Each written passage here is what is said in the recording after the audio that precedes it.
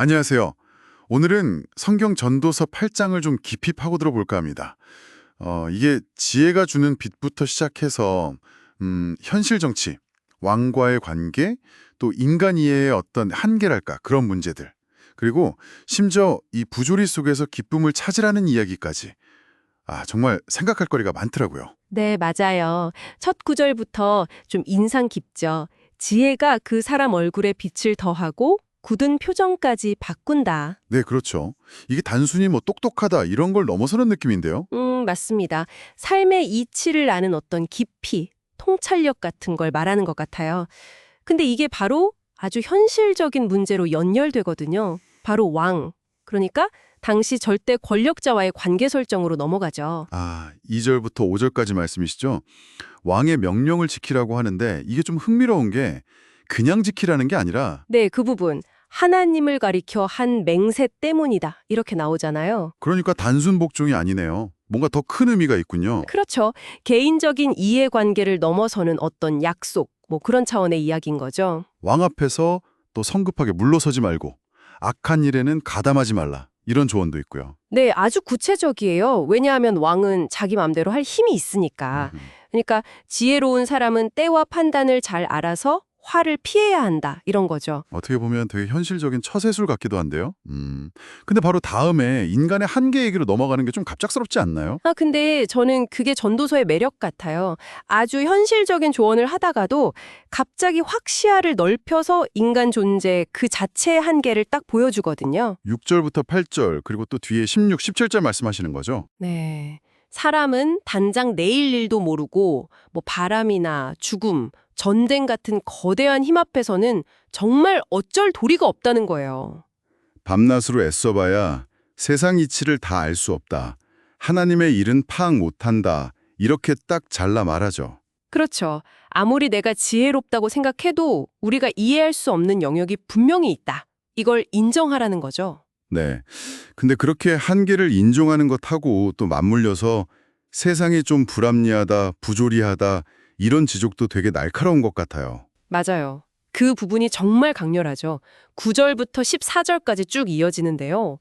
사람이 사람을 지배하면서 오히려 해를 끼치고 악인이 잘 살고 오래 살고 의인은 오히려 벌을 받고 이런 거요? 네, 그런 모순들.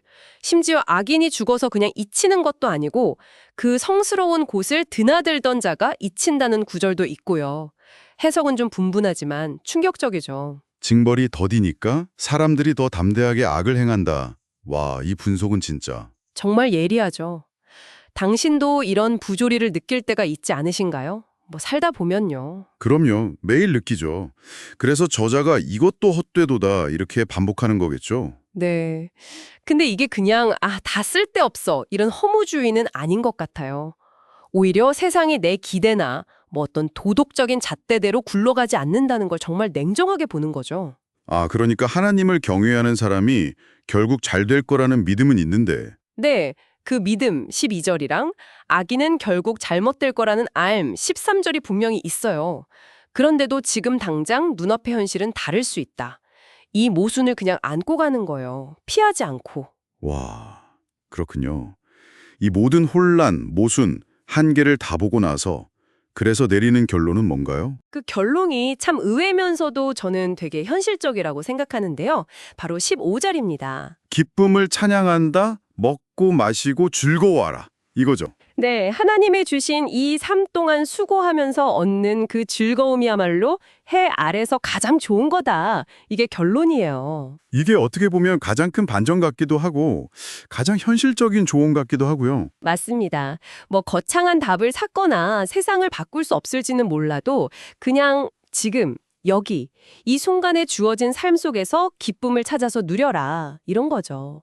미래 걱정이나 통제 못할 현실에 좌절하기보다는 지금 가능한 작은 기쁨들을 그냥 선택하고 즐기라는 거. 이야, 정말 극한의 현실 인식에서 나온 어떻게 보면 역설적인 지혜네요. 네, 그렇다고 볼 수 있겠습니다. 권력 앞에서의 처세술에서 시작해서 인간 이해의 그 아득한 한계를 거쳐 세상의 모순을 똑바로 보고 결국 내리는 결론이 일상의 작은 기쁨이라니. 전도서 8장, 정말 짧지만 울림이 깊습니다. 네, 그래서 마지막으로 이런 질문을 한번 던져보고 싶어요. 우리가 모든 걸 다 이해할 수도, 토제할 수도 없다는 이 냉정한 현실 인식 있잖아요. 이게 오히려 역설적으로 여러분이 삶의 어떤 예측 불가능함이나 복잡함 같은 걸 받아들이고 헤쳐나가는데 어떤 새로운 힘이 될 수도 있지 않을까요? 한 번쯤 깊이 생각해 볼 만한 질문이네요. 오늘은 여기까지 나누겠습니다.